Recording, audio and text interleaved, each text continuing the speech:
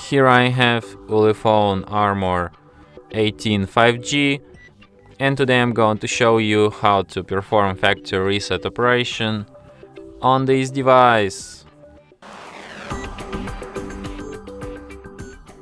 So firstly you should go to settings, then you should go to the system section, select reset options and then erase all data.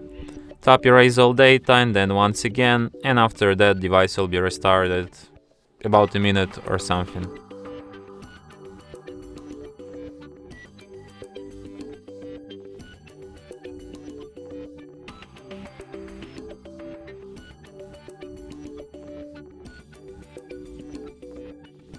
And that's it.